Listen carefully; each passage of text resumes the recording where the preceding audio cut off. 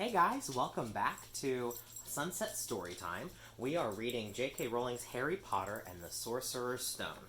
We are on chapter 14, which is called Norbert, the Norwegian Ridgeback.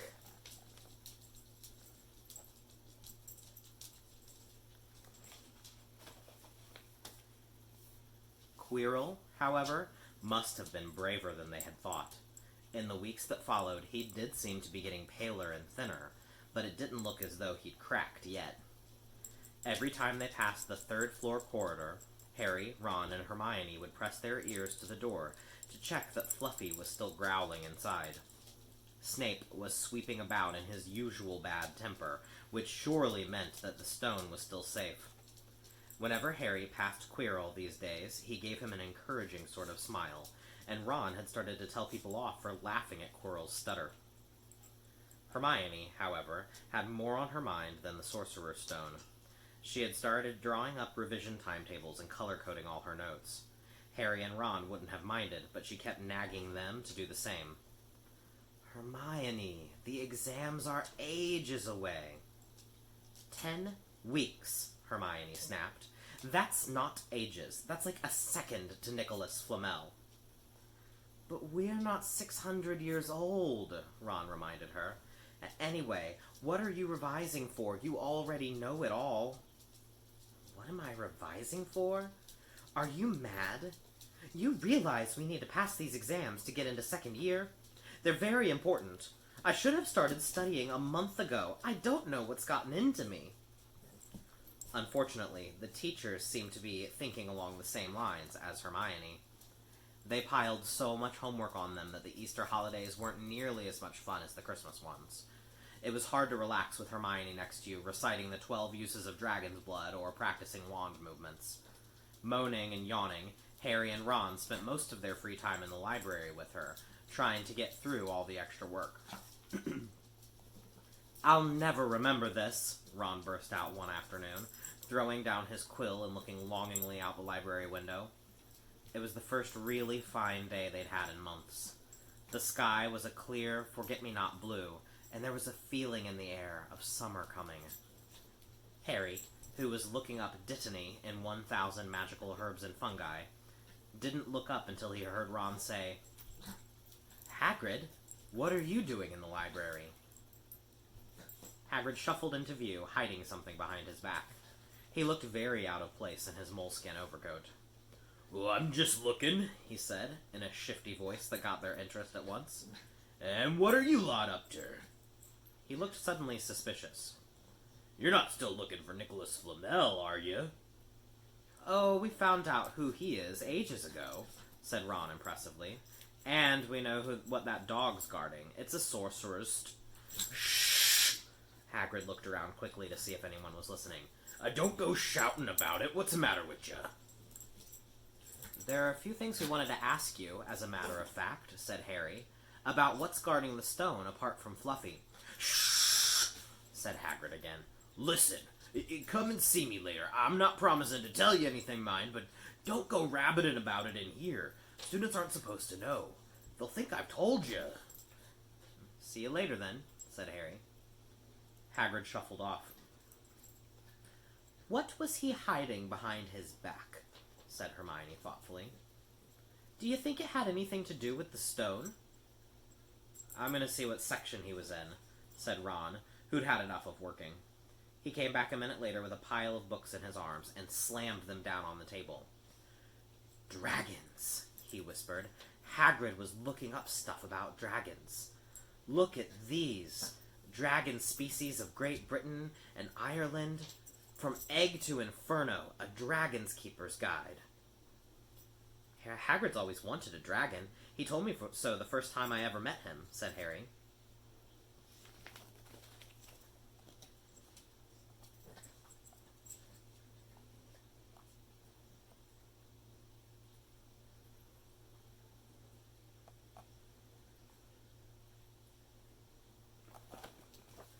But it's against our laws, said Ron. Dragon breeding was outlawed by the Warlocks Convention of 1709. Everyone knows that. It's hard to stop Muggles noticing us if we're keeping dragons in our back garden. Anyway, You can't tame dragons. It's dangerous. You should see the burns Charlie's got off wild ones in Romania. But there aren't wild dragons in Britain, said Harry. Of course there are, said Ron. Common Welsh Green and Hebridean Blacks. The Ministry of Magic has a job hushing them up, I can tell you.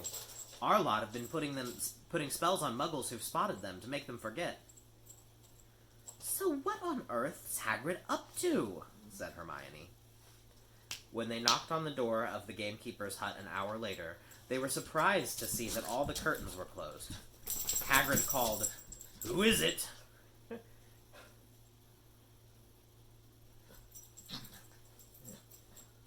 I have a couple of little dragons just behind the camera playing right now. When they knocked on the door of the gamekeeper's hut an hour later, they were surprised to see all the curtains were closed. Hagrid called, "Who is it?" before he let them in and shut the door quickly behind them. It was stiflingly hot inside. Even though it was such a warm day, there was a blazing fire in the grate. Hagrid made them tea and offered them stoat sandwiches, which they refused. "So, you wanted to ask me something?" "Yes," said Harry. There was no point beating around the bush. "We were wondering if you could tell us what's guarding the Sorcerer's Stone, apart from Fluffy." Hagrid frowned at them. "Of course I can't," he said. "Number 1, I don't know myself. Number 2, you know too much already, so I wouldn't tell you if I could. That stone's here for good reason. It was almost stolen out of Gringotts. I suppose you've worked that out and all? Beats me how you even know about Fluffy." "Oh, come on, Hagrid. You might not want to tell us, but you do know. You know everything that goes on round here," said Hermione in a warm, flattering voice. Hagrid's beard twitched, and they could tell he was smiling. "We only wondered who had done the guarding, really," Hermione went on. "We wondered who Dumbledore had trusted enough to help him, apart from you." Hagrid's chest swelled at these last words. Harry and Ron beamed at Hermione. "Well, I don't suppose it could hurt to tell you that. Let's see. He borrowed Fluffy from me. Then some of the teachers did enchantments.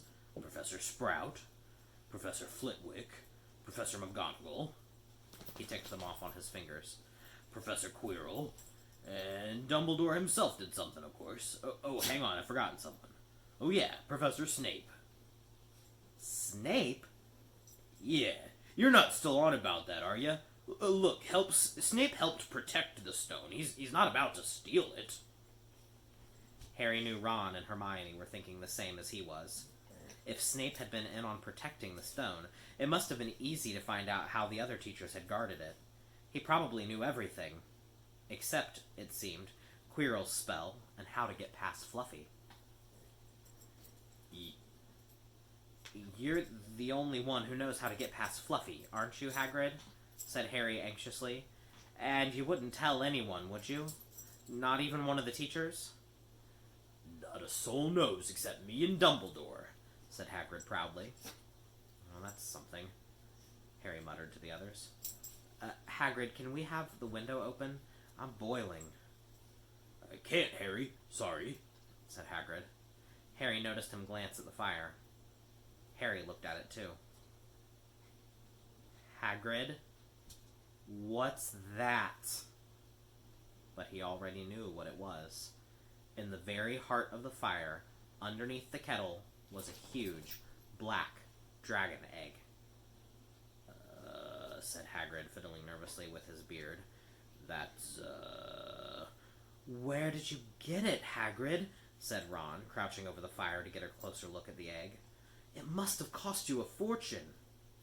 "Won it," said Hagrid. "Last night. I was down in the village having a few drinks and got into a game of cards with a stranger. I think he was quite glad to get rid of it, to be honest." "But what are you going to do with it once it's been hatched?" said Hermione. "Well, I've been doing some reading," said Hagrid, pulling a large book from under his pillow. "I got this out of the library. Dragon breeding for pleasure and profit. It's a bit out of date, of course, but it's all in here. Keep the egg in the fire, 'cause their mothers breathe on 'em, see? And when it hatches, feed it on a bucket of brandy mixed with chicken blood every half hour. And see here, how to recognize different eggs. What I got there is a Norwegian Ridgeback. They're rare, them." He looked very pleased with himself, but Hermione didn't. "Hagrid, you live in a wooden house," she said. But Hagrid wasn't listening. He was humming merrily as he stoked the fire. So now they had something else to worry about. What might happen to Hagrid if anyone found out he was hiding an illegal dragon in his hut? "Wonder what it's like to have a peaceful life," Ron sighed, as evening after evening they struggled through all the extra homework they were getting. Hermione had now started making revision timetables for Harry and Ron, too. It was driving them mad. Then, one breakfast time, Hedwig brought Harry another note from Hagrid. He'd written only 2 words. "It's hatching." Ron wanted to skip herbology and go straight down to the hut. Hermione would not hear of it.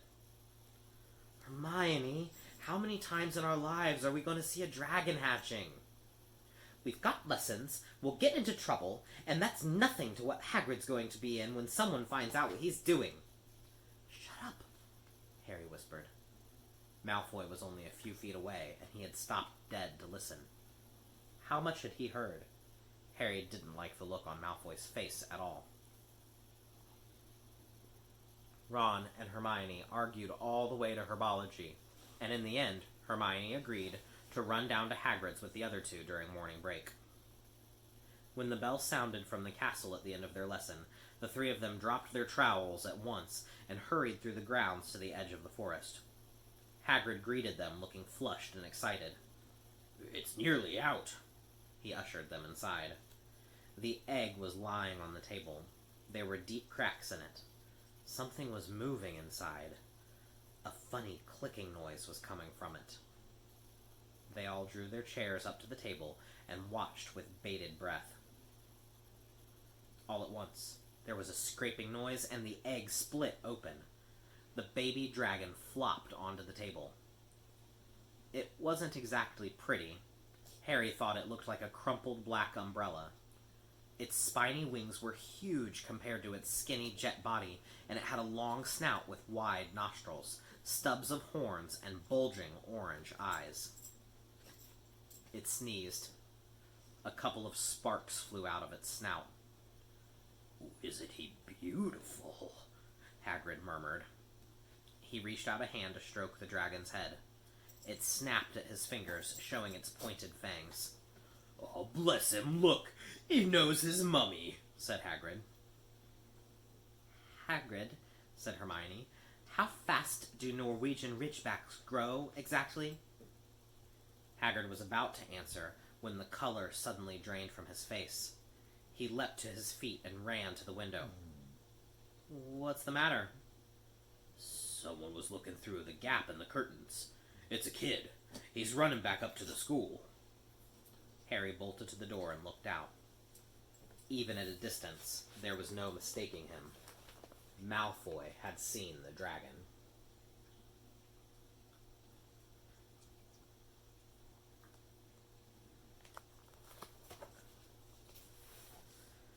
Something about the smile lurking on Malfoy's face during the next week made Harry, Ron, and Hermione very nervous. They spent most of their free time in Hagrid's darkened hut, trying to reason with him. "Just let him go," Harry urged. "Set him free." "I can't," said Hagrid. "He's too little. He'd die." They looked at the dragon. It had grown 3 times in length in just a week. Smoke kept furling out of its nostrils. Hagrid hadn't been doing his gamekeeping duties because the dragon was keeping him so busy. There were empty brandy bottles and chicken feathers all over the floor. "I've decided to call him Norbert," said Hagrid, looking at the dragon with misty eyes. "He really knows me now. Watch. Norbert! Norbert! Where's Mummy?" "He's lost his marbles," Ron muttered in Harry's ear. "Hagrid," said Harry loudly, "give it a fortnight, and Norbert's going to be as long as your house. Malfoy could go to Dumbledore at any moment." Hagrid bit his lip. I know I can't keep him forever, but I can't just dump him. I can't. Harry suddenly turned to Ron. Charlie, he said. You're losing it too, said Ron. I'm Ron, remember? No, Charlie. Your brother Charlie. In Romania, studying dragons. We could send Norbert to him. Charlie can take care of him, and then put him back in the wild. Brilliant, said Ron. How about it, Hagrid? And in the end, Hagrid agreed that they could send an owl to Charlie to ask him. The following week dragged by. Wednesday night found Hermione and Ron... The following week dragged by. Wednesday night found Hermione and Harry sitting alone in the common room, long after everyone else had gone to bed. The clock on the wall had just chimed midnight when the portrait hole burst open. Ron appeared out of nowhere as he pulled off Harry's invisibility cloak. He had been down to Hagrid's hut, helping him feed Norbert, who was now eating dead rats by the crate. It bit me, he said, showing them his hand, which was wrapped in a bloody handkerchief. I'm not going to be able to hold a quill for a week. I tell you, that dragon's the most horrible animal I've ever met, but the way Hagrid goes on about it, you'd think it was a fluffy little bunny rabbit. When it bit me, he told me off for frightening it, and when I left, he was singing it a lullaby. There was a tap on the dark window. It's Hedwig, said Harry, hurrying her in. She'll have Charlie's answer. The three of them put their heads together to read the note. Dear Ron, how are you? Thanks for the letter. I'll be glad to take the Norwegian Ridgeback, but it won't be easy getting him here. I think the best thing will be to send him over with some friends of mine who are coming to visit me next week. Trouble is, they mustn't be seen carrying an illegal dragon. Could you get the Ridgeback up to the tallest tower at midnight on Saturday? They can meet you there and take him away while it's still dark. Send me an answer as soon as possible. Love, Charlie. They looked at each other. We've got the invisibility cloak, said Harry. It shouldn't be too difficult. I think the cloak's big enough to cover two of us and Norbert. It was a mark of how bad the last week had been that the other two agreed with him. Anything to get rid of Norbert and Malfoy.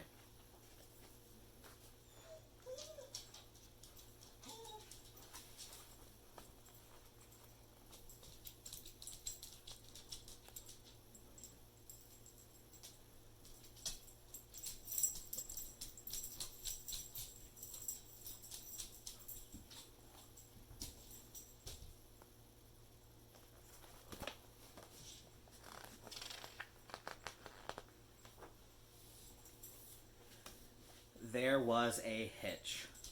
By next morning, Ron's bitten hand had swollen to twice its usual size. He didn't know whether it was safe to go to Madame Pomfrey. Would she recognize a dragon bite? By the afternoon, though, he had no choice. The cut had turned a nasty shade of green. It looked as if Norbert's fangs were poisonous. Harry and Hermione rushed up to the hospital wing at the end. Yeah? Is that where we are, everyone?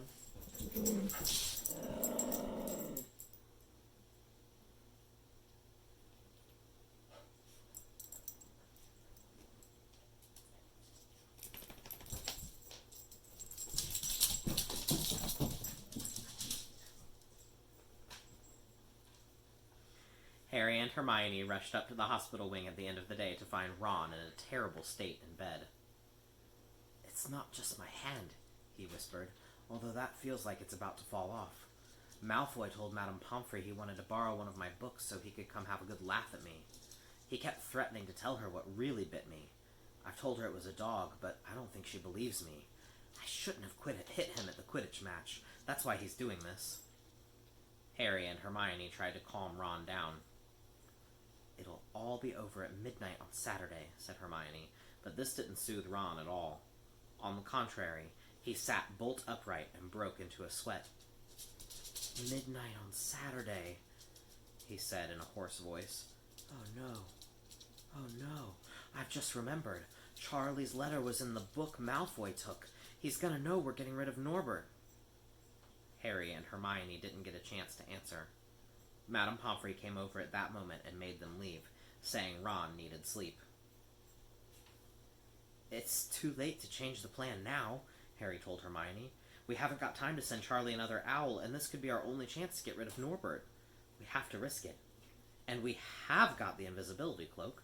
Malfoy doesn't know about that. They found Fang the boarhound sitting outside with a bandaged tail when they went to tell Hagrid, who opened the window to talk to them.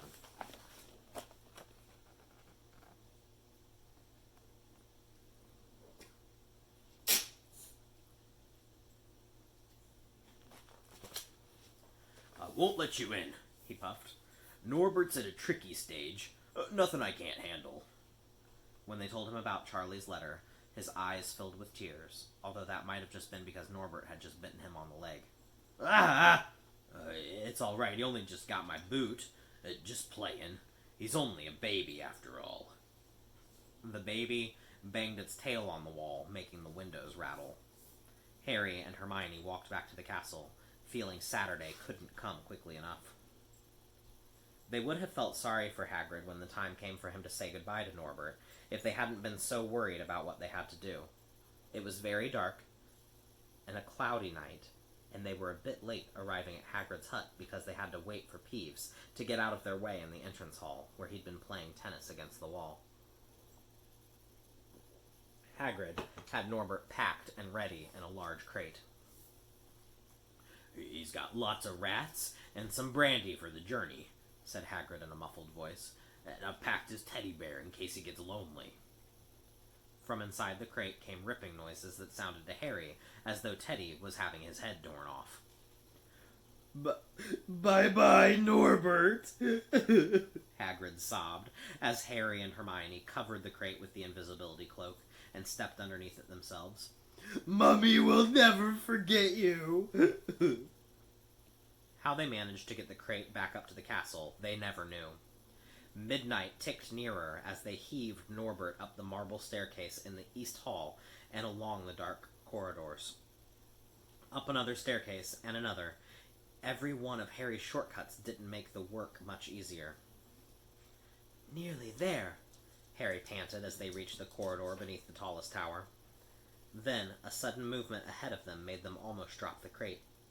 Forgetting that they were already invisible, they shrank into the shadows, staring at the dark outlines of two people grappling with each other 10 feet away. A lamp flared. Professor McGonagall, in a tartan dressing gown and a hairnet, had Malfoy by the ear. "Detention!" she shouted, "and 20 points from Slytherin. Wandering around in the middle of the night. How dare you?" "You don't understand, Professor. Harry Potter's coming. He's got a dragon." "What utter rubbish! How dare you tell such lies? Come on, I shall see Professor Snape about you, Malfoy." The steep spiral staircase up to the top of the tower seemed the easiest thing in the world after that. Not until they'd stepped out into the cold night air did they throw off the cloak, glad to be able to breathe properly. Hermione did a sort of jig. "Malfoy's got detention. I could sing." "Don't," Harry advised her. Chuckling about Malfoy, they waited, Norbert thrashing about in his crate. About 10 minutes later, 4 broomsticks came swooping down out of the darkness.